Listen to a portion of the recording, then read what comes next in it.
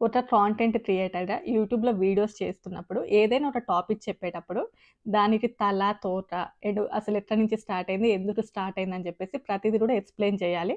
దానినే content creation అంటారు. యూట్యూబ్‌లో చేయాల్సిన పని అదే.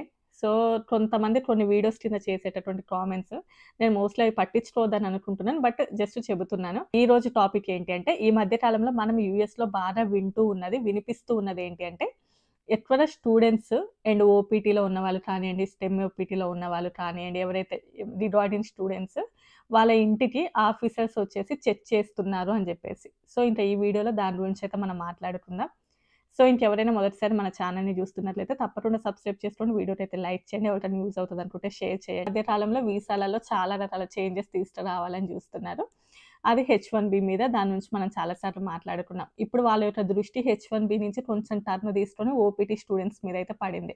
ఆల్రెడీ మీ అందరికీ తెలుసు ఎవరైతే స్టూడెంట్ వీసా ద్వారా యూఎస్‌లోకి వస్తారో, ఆ తర్వాత వాళ్ళకి ఆప్షనల్ ప్రాక్టికల్ ట్రైనింగ్ అని జెప్పేసి దానికి సంబంధించినటువంటి ట్రైనింగ్ లాగా నెక్స్ట్ హెచ్-1బీ చేసుకుంటారు. హెచ్-1బీ పిక్ అవుతే ఇంకా ఉంటారు. గ్రీన్ కార్డ్, సిటిజన్స్ ఇలా ఒక ప్రాసెస్ అనేది ఉంటది. సో, ఇంకా రీసెంట్‌గా ఒక సెనేటర్ నేమ్ వచ్చేసి చెంటు గ్రాసలియో సమ్ ఏదో ఉంది. నేమ్స్ కొంచెం అటు ఇటు అవుతూ ఉంటాయిలెండి కానీ వాళ్ళేంటి అంటే ట్విట్టర్‌లో ఒక పోస్ట్ చేశారు. ఈ ఓపీటీని దీన్ని తీసేస్తే బావుంటదని జెప్పేసి. ఇప్పుడనే కాదు ఓపీటీ మీద చాలా వరకు సెనేటర్స్ అండ్ వాళ్ళ యొక్క అభిప్రాయాన్ని చెప్తూ ఉన్నారు. ఈ ఓపీటీని తీసేస్తే బావుంటది అని జెప్పేసి.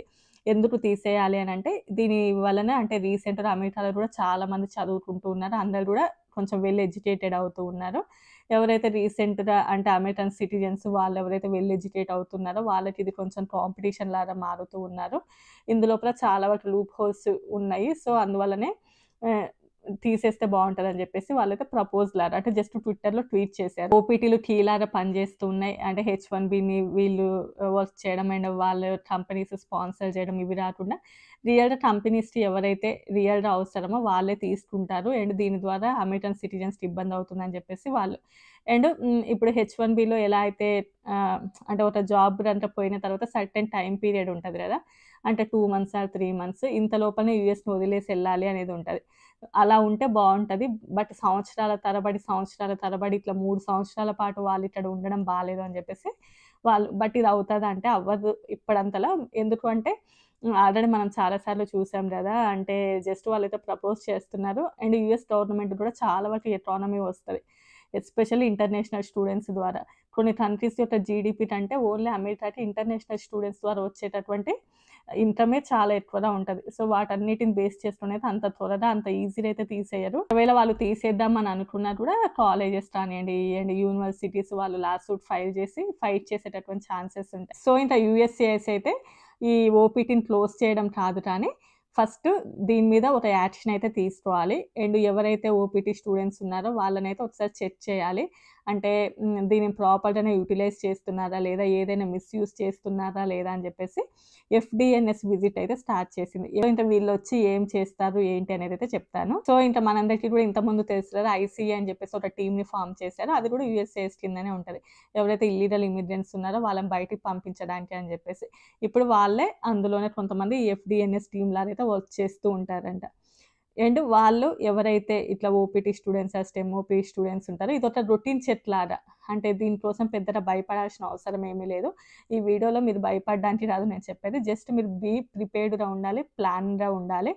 ఇలాంటివి జరుగుతున్నాయని చెప్పేసి చాలామంది చెప్పంగా విన్నా. నాకు తెలిసిన వాళ్ళకైతే ఈ ఎక్స్‌పీరియన్స్ అవ్వలేదు ఇక్కడ మా లొకాలిటీలో.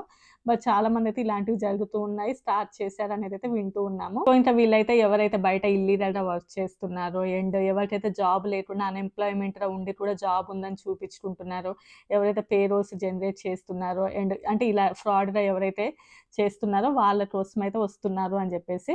అండ్ ఇదైతే ఒక రొటీన్ చెక్ లాగా మోస్ట్‌లీ కూడా bank statements, bank slips and అంటే ట్రాన్సాక్షన్స్ ఎలా జరిగాయి అవి అండ్ I-983 ఇవి ఎక్కువగా చెక్ చేస్తున్నారు. సరే ఏదో వచ్చారు కదా అని చెప్పేసి ప్రతి ఒక్కరు వాళ్ళ ఆఫీసర్సే అని అనుకోని ఉన్న ఇన్ఫర్మేషన్, లేని ఇన్ఫర్మేషన్ అంతా కూడా చెప్పకూడదు. ఫస్ట్ మీరైతే నిజంగా వాళ్ళ ఆఫీసర్సే కాదా అనేసి కూడా చెక్ చేసుకోవాలి.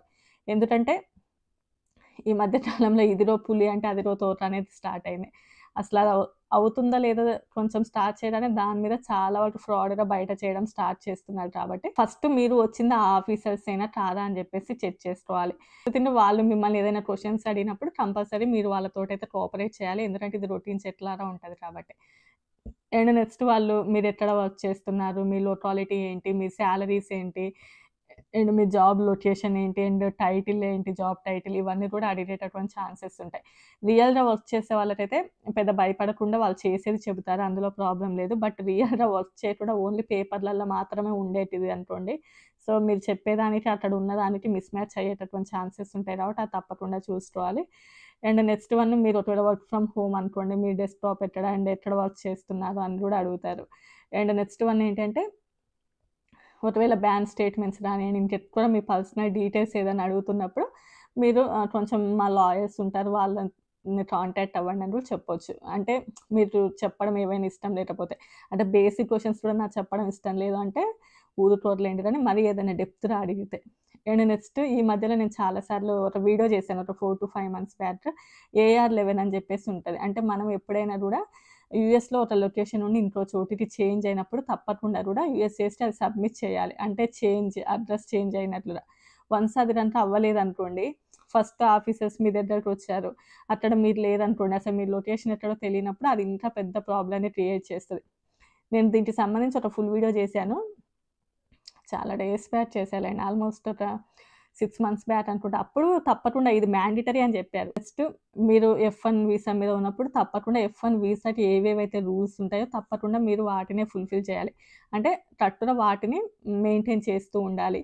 అండ్ బయట ఇల్లీగల్ వర్క్స్ ఎవరైనా చేయకూడదు అని చెప్పేసి. సో, ఇది మీరు పెద్దగా భయపడడానికని కాదు. బట్ ఈ మధ్యలో ఎక్కువగా జరుగుతున్నాయి కాబట్టి అట్‌లీస్ట్ కొద్ది రోజులైనా కూడా దీని మీద ఎక్కువగా యాక్షన్స్ తీసుకునే ఛాన్సెస్ ఉంటాయి.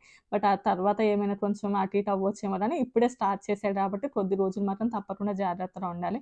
And especially me bank statements అవి చూసారనుకోండి 100% దొరికిపోతారు.